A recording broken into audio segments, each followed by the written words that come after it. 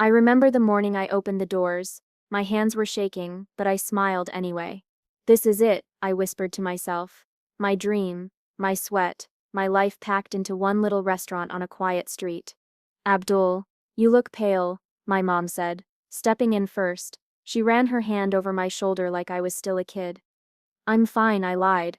My chest was tight. I wanted her to see me as capable, as someone who finally made it. Dad came in next, surveying the place. Looks nice, he said, with that faint smirk. I never understood. Nice. I spent years thinking about this moment, and his word was so small. Thanks, I said, forcing a grin. I really hope you guys enjoy it. My brother leaned against the counter, arms crossed. I'll enjoy it if the food's good. He smiled, but there was something behind it, something I couldn't place. I cooked it myself, I said, trying to sound casual, everything from the appetizer to dessert. You shall be the first to taste it. Oh, we star honored, my sister said, her voice dripping sweetness. Truly honored. I laughed, nervously. Just let me know if it steps too spicy or anything. They sat down. I hovered, pretending not to watch too closely, but every glance they threw each other, every tiny smirk, felt like a pinprick to my chest. Still, I told myself I was imagining things. Wow, the decor is. Mom paused, scanning the room. Different. Different good? I asked. My stomach tightened. Different unique, she said, smiling too wide. I laughed nervously. Thanks. I wanted it to feel warm, inviting. My brother reached for a menu. You sure you priced this right? Looks fancy. I nodded, swallowing. Yeah. I think it sups fair. The first dish arrived. I watched them as they tasted it. Mom closed her eyes. That sip's really good. Flavorful. Not bad, Dad muttered. I smiled. Relief. For a second I felt like maybe this moment was mine. Maybe they'd see it. Maybe they'd finally respect the work I poured into this place. But then my sister whispered to my brother, just loud enough for me to catch.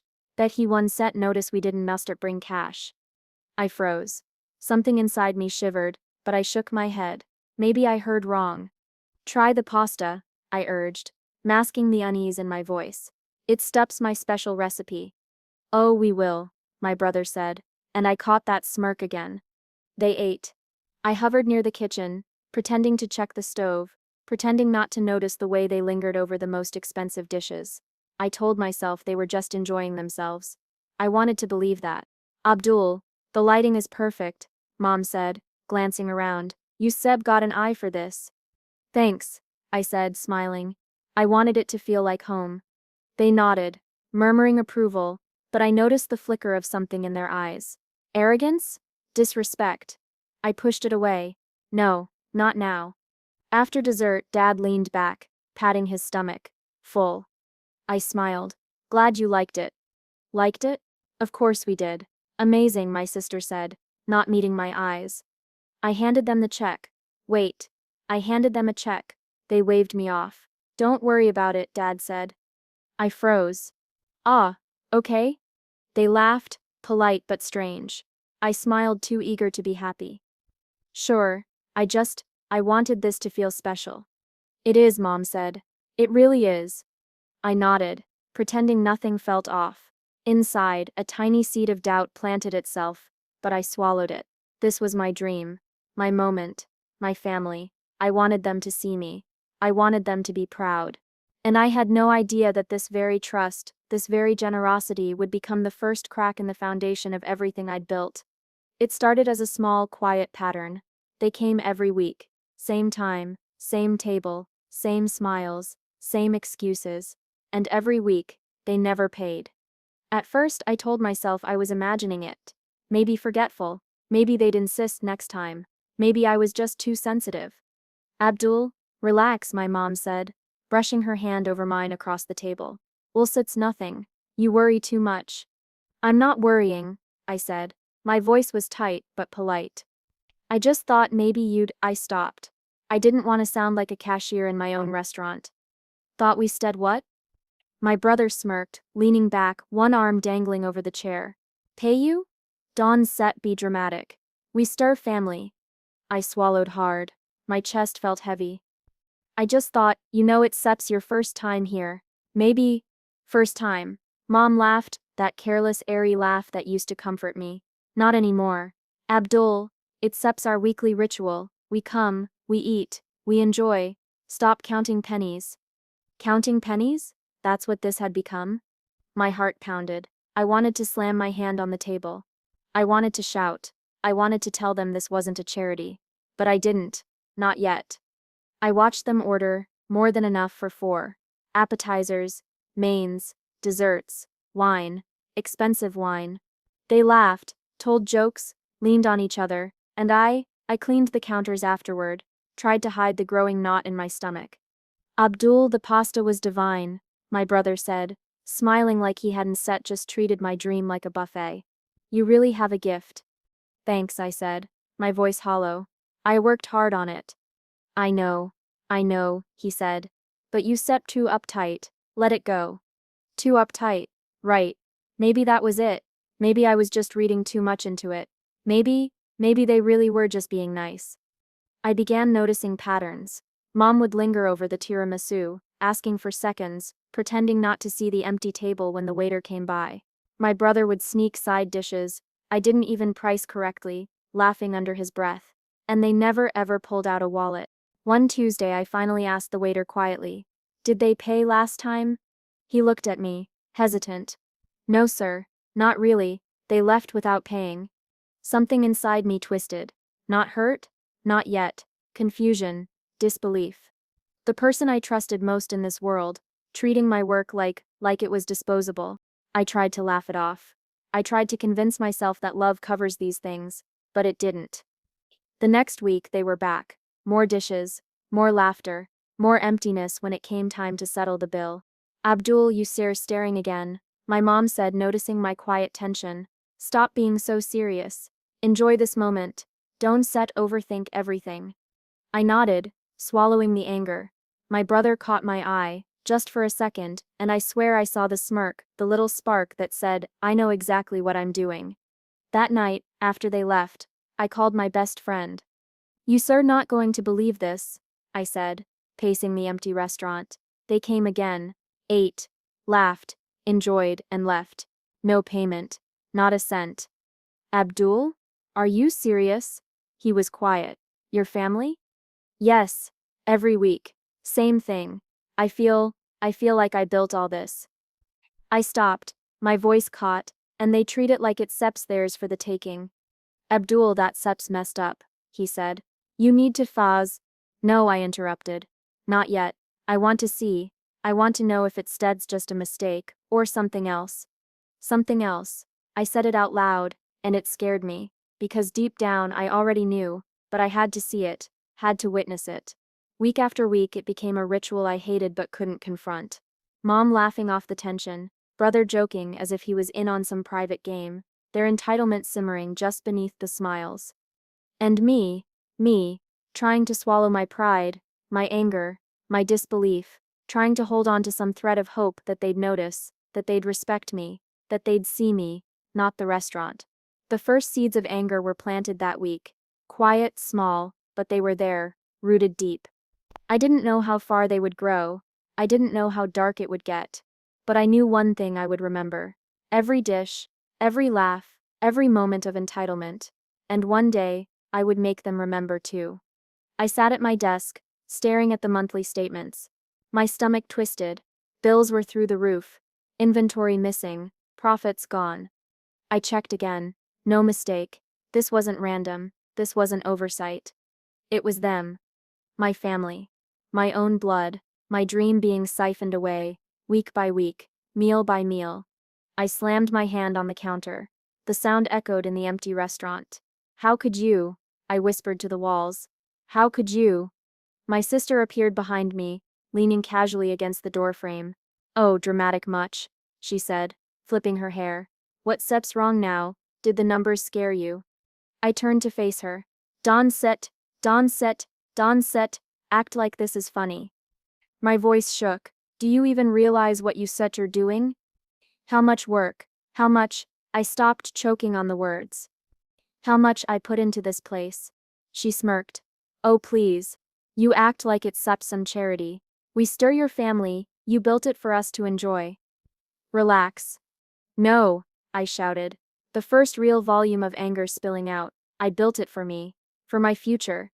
For years I worked, skipped nights, saved every penny, and you drain it without a second thought. She rolled her eyes, unbothered. You such are being ridiculous. Everyone eats, they pay sometimes. They don't set sometimes. It seps life. You worry too much. I stepped closer. My hands were trembling. Do you know what it feels like to see my dream taken from me? Slowly? To watch my profit disappear, my inventory vanish, while you sit there laughing, like nothing matters. She shrugged. You stir so sensitive. Stop crying over food. Food. My life. My blood. My late nights. My sacrifices. College loans I paid off for her. The car I fixed, so she could drive to school. Emotional labor I offered every time someone else in this family needed me, and they turned it into entitlement. I couldn't breathe. I sank into the chair, head in hands. How can you not feel it? I muttered. Then Dad walked in, calm, casual, the way he always had, even when life demanded more of him. Abdul, he said, voice smooth. I hear their sep is a problem? I looked up, disbelief burning my eyes. Dad, it sups them. It sups all of you. Every week they eat, they laugh, my throat tightened. They don't set pay. He leaned against the counter, arms folded. Abdul, come on. They sart family. Sometimes you have obligations that aren't sit about money. Obligations?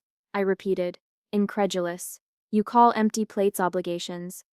You call my restaurant, a place I poured my life into, some obligation for you to enjoy and ignore the rules. He shrugged again. Abdul, you sutter overreacting. Family comes first. You sutter understand someday. I wanted to scream. I wanted to throw something, but I couldn't, because it was my family, and that made it hurt worse. I sank back, staring at the spreadsheet, blinking until the numbers blurred. Each column, each missing sale, each unpaid dinner, it burned through me. Flashbacks hit like daggers. Lending my sister money for rent while she spent on shoes, fixing Dad's car, sacrificing my savings, baking cakes for birthdays, no one bothered to remember, always giving. Always giving. And they took it all for granted. The betrayal stung so deep I couldn't even cry. Numbness took over, my restaurant, my sanctuary, my pride, it felt violated. Abdul? My sister said, soft now, noticing my silence. What step's wrong with you? You stir scaring everyone. I looked up at her, seeing for the first time the truth in her eyes. No shame, no guilt, just arrogance and entitlement. She hadn't considered me once, not even for a second. I gritted my teeth. You know what sep's wrong? You don't seps care, you never did, and you think I sep am overreacting. She laughed. Sharp. You always overreact, Abdul. Calm down. It stips just food. It stips just money. You sir taking it too seriously. My fists clenched. The betrayal wasn't just in their actions, it was in their minds, in the way they saw me. Disposable, secondary, less than. I couldn't speak, words failed me, only silence filled the room, heavy and suffocating. And in that silence, I realized something. I couldn't ignore it anymore, I couldn't let it slide. The seed of anger sprouted into something darker, something cold and sharp. I would make them see. I would make them understand. But for now, I just sat there, watching the numbers, feeling my heart break, and knowing that from this moment on, nothing would ever be the same. I stopped confronting them, stopped yelling, stopped pleading. Instead, I watched, quietly, every detail, every laugh, every gesture, every smirk. Mom arrived first, of course late as usual, fanning herself like she owned the place. Brother followed, joking, leaning on the counter. Uncle and cousins trailed behind, laughing too loudly, taking over my tables. I didn't greet them. Not with warmth. Not yet. Abdul, you look tense, Mom said, as if noticing.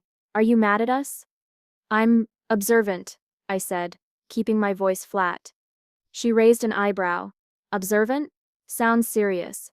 Don't be so uptight. I didn't respond. Instead, I watched. Who orders what? How much they take? Who tips the staff? Who sneaks an extra dessert? who complains about nothing. I kept a notebook now. Dates, orders, portions, notes on their tone, their expressions, how they treated my team.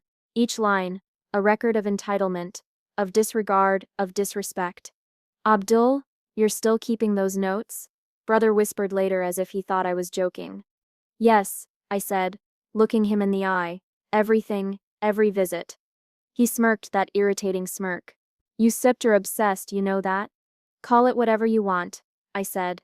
Calm, controlled, cold, I kept him noticing. And I did notice, patterns emerging like cracks in a wall. Mom always lingered longest. Uncle never tipped. Cousins raided the dessert tray. Always laughing, always thinking it was harmless. My family didn't just take. They flaunted it. I caught myself smiling once. A small, dark smile, not joy, not relief. Calculation, the first spark of strategy. I realized something about myself. I'd been too trusting, too naive, always hoping they'd see me. My work, my effort, always people-pleasing, always giving, and always being taken for granted. Now I wouldn't step be. Not anymore. Staff began noticing my tension. Waiters whispered, worried. Sir, they serve here again, one said softly. Do you want me to again? No, I interrupted. Let me handle it, observe. Even the cook asked, cautiously. You okay, sir? You seem different today. I nodded. Though inside I was changing, shaping, hardened. I didn't tell them what I saw, not yet. Let them guess. Let them feel my presence without knowing its weight. Every visit I learned more. How my sister flirted with waiters to avoid paying attention. How my brother teased the staff into small mistakes. How they thought the restaurant was a playground, a stage, and I was invisible. I wrote it all down, meticulously, numbers, dates, behavior, everything. One Friday, my cousin left a tip by accident, or so he claimed. I caught him. Did you mean to leave this? I asked softly, holding the cash. Yeah, he said flustered. I looked at him. Really looked, and I smiled. Not warmly, not softly, just cold, calculating. Thank you, I said. He didn't know what he'd just stepped into. None of them did. I realized the quiet power I held in observation. I could watch. I could wait. I could learn. And one day, every empty plate, every unpaid meal, every laugh at my expense, they'd pay. Not now. Not yet. Patience. Precision control. Mom caught me once, scribbling in my notebook while she nibbled a pastry. Abdul, what are you writing? Just notes, I said. Notes? About us? Yes, I said, voice steady. Everything. She laughed, dismissive. You stare dramatic, you know that. Stop overthinking. I nodded. Let her laugh. Let her mock me. That would all change. The scales would balance. And deep inside I felt the first flicker of something dangerous. The first whisper of satisfaction. Not revenge yet, but the power to plan it. I caught myself thinking like them, strategically, observing, waiting, learning, every detail recorded in my mind, every weakness noted, every arrogance catalogued.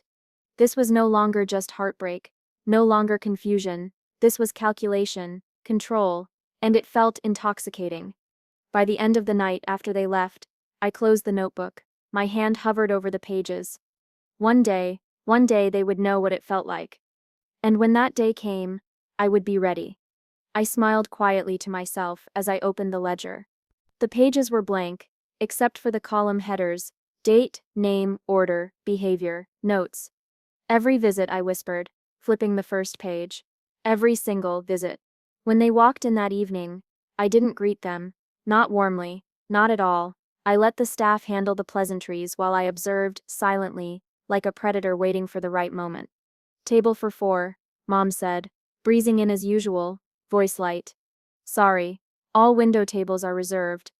I instructed the host, my tone clipped, casual, professional, but we have a table near the kitchen, perfect for you. Mom frowned. Near the kitchen? Is instead that a bit. It sups cozy, I interrupted smoothly. And you still get full attention from the staff. Brother laughed, smirking. Trying something new, huh? I like it. I held my face neutral. Inside my chest was racing. The first strike had begun. Waiters were instructed to discreetly note every action, how much food they ordered, who complained first, who tried to sneak extra sides. Each glance they threw me, each laugh, each flicker of entitlement was meticulously recorded. Abdul, why are the window seats always taken? My brother asked, frowning slightly. Oh, must be busy tonight, I said smoothly. Reservations fill up fast. He leaned back, still smirking, but the edge in his tone had softened. He was starting to notice. I could see it, that tiny crack in his smug facade. Mom glanced at the table, annoyed. This is different.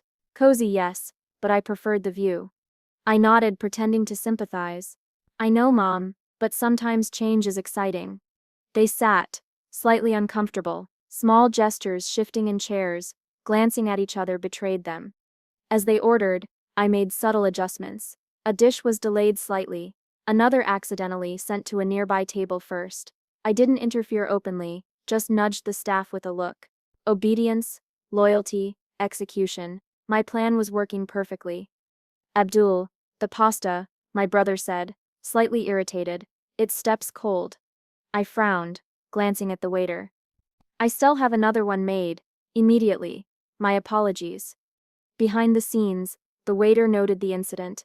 Another line in my ledger. Another record of behavior. Really, Abdul? Brother muttered under his breath. What steps with all these delays? I smiled internally. That tiny crack in his confidence. That recognition that he wasn't untouchable. I let them stew in mild discomfort, carefully balancing it. Not enough to ruin the experience, just enough to create tension. Every glance, every frown, every small complaint was a victory. Silent, quiet, poetic. Are they always this precise? Mom whispered to my sister. She's obsessed, sister replied, nervously tucking her hair behind her ear. I heard it all, logged it all. Each word a weapon, each sentence, a reminder that this time, the power had shifted.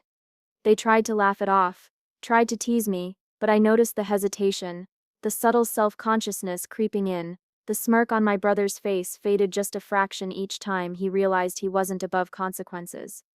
Abdul, are you sure this is necessary? Mom asked, trying to regain control. I leaned in slightly, lowering my voice. Necessary? Maybe? Fair? Absolutely. The staff moved efficiently, discreetly recording notes as I had instructed. I didn't need to say more. My family could feel the scrutiny. The ledger existed in the shadows, silent, undeniable. Another round of drinks? I asked calmly, as if nothing had changed. Yes, please, Mom said, still trying to keep the mood light. I nodded, silently noting that the wine now carried an extra hidden charge. Not enough to trigger confrontation tonight, but enough for the record. I observed my brother reaching for the dessert menu. His hand hesitated, he glanced at me, and in that glance, I saw it. Recognition.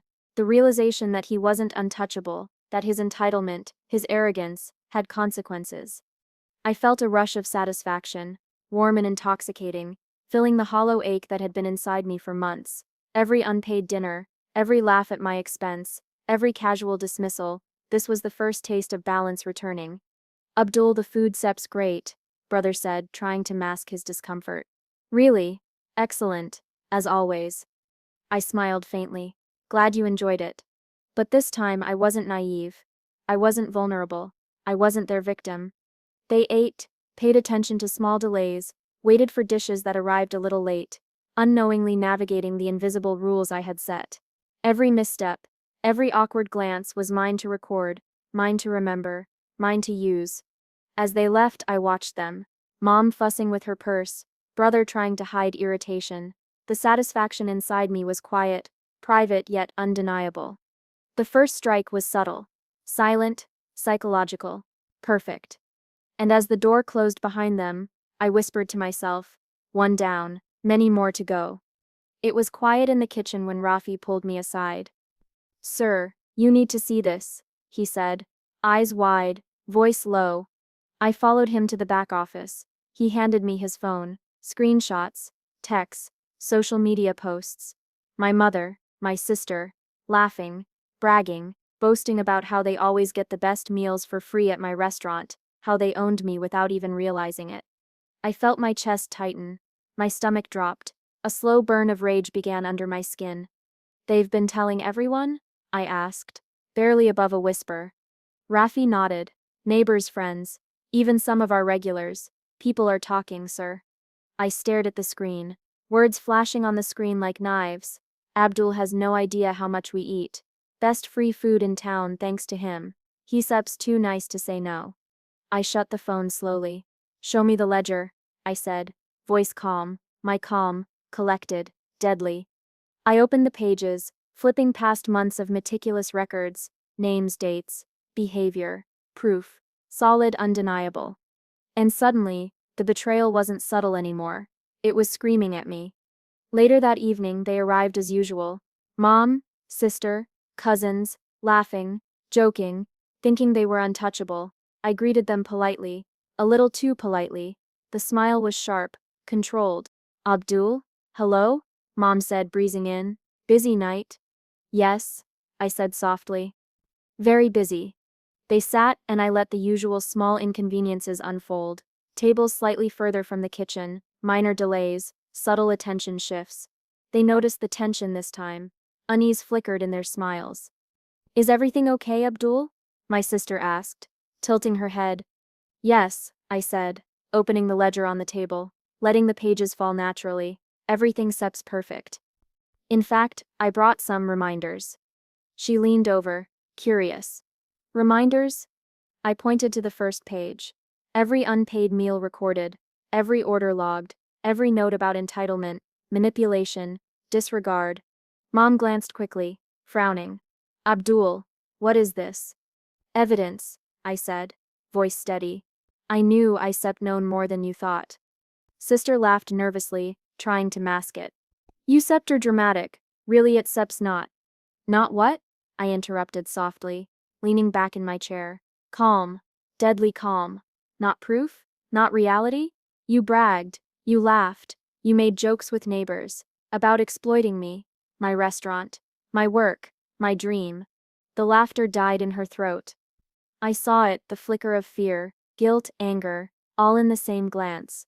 Mom Sep's hand shook as she reached for her purse. "Abdul, it wasn't set." "It wasn't set?" I repeated. "It was your choice. Every meal, every order, every brag, every lie." I leaned forward, eyes locked, voice low but cutting. I ignored the signs. I trusted too easily. I wanted to believe in family, but this? I tapped the ledger. "This is undeniable, and now the world sees it too."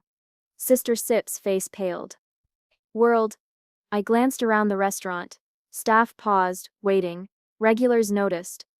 Eyes flicked from table to table. Tension thickened the air. The betrayal was no longer private. It was public. "You see, I could yell," I said quietly, savoring the calm fury in my chest. "I could throw plates, scream, humiliate myself. But I won stet, because the ledger, the evidence, the truth, speaks louder than any shouting." Mom's shoulders sagged, guilt written across every line of her face. Sister avoided my eyes. Cousins shifted uncomfortably. "You," Mom began. "No," I said firmly. "You don't get to explain. Not yet. I let you enjoy my generosity, my dream. You turned it into a game, a joke, a bragging point. And now?" I gestured to the staff, to the ledger, to the eyes watching us. "Now, you face it." Sister finally spoke, trembling. "Abdul." I didn't think, it was harmless." "Harmless?" I echoed. "Harmless is pretending to be supportive while slowly draining my life. Harmless is bragging to neighbors about how little you respect me. Harmless is entitlement disguised as family. Harmless doesn't Stetlim destroy a dream." The restaurant held its collective breath. Every staff member, every regular watched the confrontation unfold. My fury was contained, silent, yet undeniable. Mom covered her face briefly. "We didn't think." "You didn't think," I said, letting the words hang like daggers, "and that stacks exactly the problem. I ignored your patterns, your manipulation, your privilege. Every red flag I waved, you ignored. Every chance I gave, you wasted." Sister's hands fidgeted. Cousins exchanged guilty glances. Their masks had slipped. Casual entitlement replaced by fear, shame, and something else, recognition. I closed the ledger slowly. The truth is out. Public, documented, and you will remember this moment. They sat silently, humiliation settling over them like a heavy cloak. And me? I breathed, calm, collected, silent victory coursing through my veins. The betrayal was undeniable. The reckoning had begun, and for the first time in months, I felt powerful. I walked through the restaurant early that morning, clipboard in hand. Every table, every reservation, every staff member, controlled, perfect. No more free meals, no more excuses, no more family comes first. Nonsense. From today onward, I told the team, voice steady, eyes sharp, every guest pays.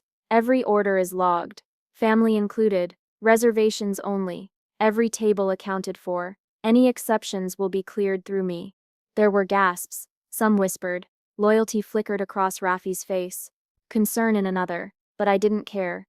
Control had a price, and I was willing to pay it.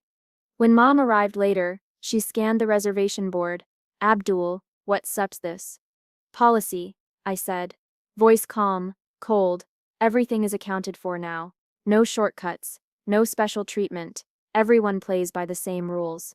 She frowned, hands tightening around her purse. Abdul, you can sut. You sut being too harsh. We sut family. Family?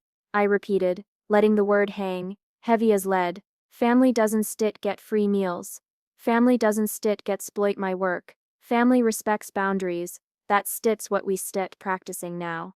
She opened her mouth, then closed it. I could see the gears turning in her head, persuasion failing, manipulation crumbling. Brother slouched into the restaurant, scanning the tables. Seriously? No free meals? I met his eyes, unwavering. Seriously. Reservations required. Every order logged, payment up front. He groaned. This is ridiculous. You set her overreacting. Overreacting? I repeated, voice low, controlled. You laughed at my expense. Bragged to neighbors, took without asking. Overreacting is letting that slide. He sank into his seat, sulking, his confidence cracked. Sister appeared last, whispering to one of the waiters, trying to gather allies, plotting. I saw it in her eyes, the calculation, the resentment. Let her plot, she had underestimated me for too long. Now she would learn that observation and patience mattered more than arrogance. As they ordered, every action was deliberate. Every delay, every charge visible on the bill. Staff followed procedure without hesitation. Every glance from my family recorded silently in my mind. Abdul, do we really have to pay for everything? Mom asked, voice tight. Yes, I said, slow, deliberate. Every dish, every drink, every dessert. The restaurant runs on respect and fairness. You will follow both. Her lips pressed thin. I could see the shame, frustration, and fear mingling. I felt a rush of satisfaction, a bitter sweetness that hummed beneath the surface. Brother poked at the menu, scowling. I can believe you are actually doing this. After everything. After everything, I repeated. My tone clipped, precise. After everything, it's steps time someone respected my rules, my work, my boundaries, my life. The staff moved efficiently, watching me but also relieved. They had seen the burden I carried, the stress, the humiliation. Now they witnessed my strength. I circled the tables, nodding at servers, checking reservations, observing my family's discomfort, every furrowed brow, every guilty glance, every sigh, every whispered complaint. Mom tried again. Abdul, we can talk about this, right? Just a little leniency. I shook my head, quietly, deliberately. No exceptions. Not for anyone. Not now. Not ever. Policies exist for a reason because your entitlement damaged trust, because your casual disrespect hurt more than you realize, because my restaurant is not a playground for privilege. Brother slammed his fork down, muttering under his breath. You stubborn impossible. Yes, I said softly. I set him impossible. Impossible to exploit. Impossible to manipulate. Impossible to take for granted. Sister scowled, glancing around the room, plotting silently. I let her stew in helplessness. The realization that she could no longer control me, no longer bend reality to her whims, was intoxicating. I walked back to my station, clipboard in hand, breathing steady, power hummed in my veins. Every decision, every procedure reinforced it. No one could override my authority. No one could ignore the rules. I glanced at my mother, her shoulders sagging, resignation in her posture. At my brother sulking, forced to confront his arrogance. At my sister, plotting, furious yet contained by circumstance. This was control. This was balance. This was satisfaction. And yet, as I watched them navigate the restaurant by the rules, I felt the lingering ache of scars old and deep. Years of exploitation, of silent sacrifice, didn't vanish, but the hurt was now tempered with empowerment, tempered with boundaries. For the first time in months, maybe years, I felt steady, strong, respected, in charge. The power dynamic had shifted. I was no longer the passive victim, the naive giver, the ignored caretaker. I was the gatekeeper. The authority, the force that would not be crossed. Mom glanced at me once more, quietly, with a flicker of apology, perhaps fear. Brother muttered under his breath, sulking. Sister's glare burned but accomplished nothing. And I breathed deeply, calmly. The scales had tipped, and I had never felt more alive. I watched from the corner of my office window as they entered another restaurant down the street. Mom, brother, sister all carefully dressed, pretending confidence, but the tension was visible. The host handed them menus with a polite smile that didn't reach their eyes. Servers whispered behind their backs, exchanging glances I could imagine perfectly. My family had been used to entitlement. Now they were ordinary diners. Public, exposed. Mom's hand trembled as she reached for a wine list. I'll take the Chardonnay, she said quietly, avoiding eye contact with the waiter. Brother muttered under his breath, scowling. This is ridiculous. Sister tried to mask her unease with humor. Relax, it's just dinner. But it wasn't. They were fumbling through menus, watching prices, double-checking the bill before even ordering. The public eye was their new mirror, reflecting their arrogance back at them. I leaned back in my chair, eyes narrowing. Phone vibrated. Texts, calls, from mom, from brother, from sister. Desperate, begging, pleading, please Abdul, we didn't set mean. I read each one slowly, savoring the rhythm of their panic. Not with glee, never with glee, but with a quiet, steady satisfaction. The scales had tipped. My dignity, my boundaries, my labor had been ignored for years. Now justice had its due. I didn't stat answer. Not once. I thought about every dinner they had taken without paying, every joke about getting away with it, every laugh at my naivety, every unpaid dessert, every bribe disguised as charm. Each one had carved a wound into me, and today they were facing the first sting of that wound reflected back. I whispered to myself, low, almost inaudible, this is what respect looks like. I remembered sitting in the empty restaurant, late at night, counting inventory that vanished mysteriously, paying bills that soared inexplicably. Remembering how I ignored subtle signs, the smirks, the casual disregard, the entitlement, the pain had been silent, invisible to them, but loud inside me. Now it was visible. I imagined the waiter glancing at my family, eyes narrowed politely, noting each hesitation, each slip of impatience. Would you like me to recommend something less expensive? I pictured him asking, Mom nodding stiffly, her face heating, brother frowning, realizing subtle judgment in every word, sister's laughter forced and brittle. They would remember this. They would feel it, publicly. Socially, financially, the subtle, quiet lessons I had tried to teach them privately had failed. This was education through consequence. I set the phone down and exhaled slowly. It was a strange relief, bitter, yes, but necessary. I didn't feel joy in their suffering. I didn't dance on the ashes of their embarrassment. What I felt was the restoration of something I had lost. Self-respect, authority, recognition of my worth. The texts kept coming. Abdul, please. We settle pay, anything. Don set make a scene. We sir sorry, really sorry. Can you forgive us? We didn't set realize. Please, don't set ignore us. I ignored them all, silent, steady, present. I thought about how long I had let their manipulation slide. How I had sacrificed time, money, energy, how I had wanted them to care, to support, to love without conditions. How I had hoped they would notice the labor behind the dream, the patience behind the hospitality. Now I saw it, clearly, and so did they. They were learning the cost of entitlement, slowly, publicly, permanently. I whispered again, this time firmer, to myself, let this be enough. Not revenge, justice. And I watched as they fumbled through the restaurant, paying for every appetizer, every plate, every sip, under the observant eyes of strangers who didn't know the backstory, but sensed the tension. The realization hit them in real time. The humiliation, the exposure, the shame, they had caused it themselves. I felt no triumph in their discomfort, only in the truth. Their regret was private. My justice was quiet, controlled, dignified. I leaned back, eyes softening, letting the silence wash over me. The ledger, the policies, the meticulous planning, it had all led to this moment. And finally, I exhaled completely. The lesson had been delivered, the wound was acknowledged, the power restored. For the first time in a long while I felt whole.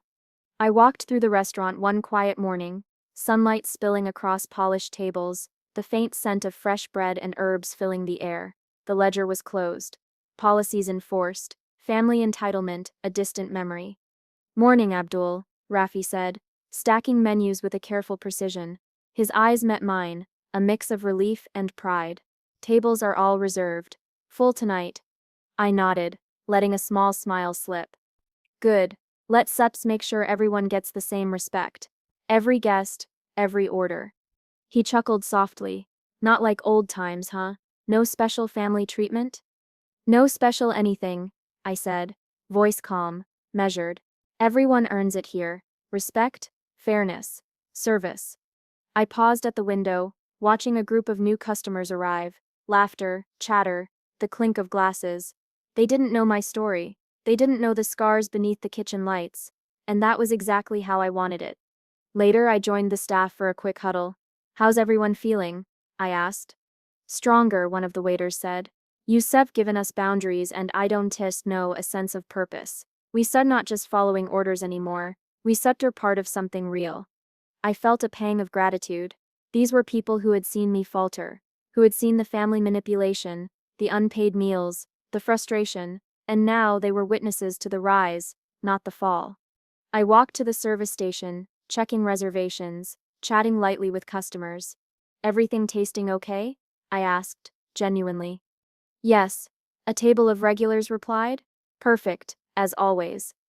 And you said really, I don't set no, changed things. Feels fair. Fair, the word resonated. For so long, fairness had been a concept I gave, only to be taken advantage of. Now it flowed both ways. I thought about mom, brother, sister, about the humiliation they faced, about the text messages, the desperate pleas, the realization of their entitlement. There was no gloating in me, no joy in their suffering, only quiet acknowledgement. The cycle had ended. A flashback hit me. A rainy evening, counting inventory, knowing some dishes had vanished, knowing the bills were higher than they should be. I remembered the hollow ache, the frustration, the betrayal, every unpaid meal, every laugh at my expense. And now the restaurant was full. Customers paid, staff respected, boundaries honored, life moving forward. I leaned against the counter, letting a quiet satisfaction wash over me. Abdul, Rafi said softly. You've really done it. You've rebuilt something stronger than before. I hope so, I admitted, voice low. It's steps not about revenge anymore. It's steps about self-respect, about dignity, about knowing my worth. Even as I spoke, I noticed a familiar hush settle over a table of new diners. They had noticed the care, the consistency, the respect embedded in the service. Small smiles, grateful nods, whispered compliments. Each one was a silent validation, a tiny mirror reflecting the lessons I had learned. A waiter came up, slightly hesitant. Sir, one of the regulars asked about your story. They want to know how the restaurant became so fair, so well run. I smiled, bittersweet. I tell them honesty, hard work, respect. That's all they need to know. The day moved forward with effortless grace. Laughter at tables, clinking glasses, conversations floating above the gentle hum of the kitchen. I watched, feeling pride swell, tempered with melancholy. The scars remained silent reminders, but they no longer weighed me down. they shaped me, made me vigilant, made me strong. During a lull, I paused at the open window. The sun had shifted, golden light spilling across the wooden floors. A small group of paying customers raised their glasses in a toast. I raised mine back silently, acknowledgement without fanfare. The dream was real, alive, thriving, free from manipulation, free from entitlement, independent. I whispered to myself, almost shyly, this is what victory feels like. Quiet, solid, honest. Later, a young couple approached me, curiosity in their eyes. Abdul, can you recommend something special? I leaned in, voice warm, gentle, something that shows care, effort, something that respects you as much as it respects the table. Their laughter, easy and unburdened, filled the space between us. I realized then that the restaurant had become more than a business. It was a sanctuary for fairness, a testament to resilience, a reflection of lessons learned. The day ended with a quiet satisfaction. No family interference, no exploitation, no hidden agendas, just work, respect, and trust. As I wiped down the counters, Rafi came beside me. You think they sell ever realize what they lost? I paused, considering, maybe I said slowly, but it doesn't matter, the lesson isn't for them anymore. It's for me, for the staff, for every person who walks through that door expecting fairness. That's the legacy I care about. I turned off the lights, the restaurant silent now, yet vibrant in memory, the echoes of laughter, conversation, and contentment lingering like a soft, warm glow. I exhaled deeply, letting my body relax, letting the weight of years of manipulation fall away. For the first time, I felt complete. Scarred, yes, but whole. Empowered, cautious, resilient, ready for what came next, unbound by past betrayals. And as I looked around the empty, polished tables, I whispered one final truth to myself. I built this, on my own terms, and it will never be taken from me again.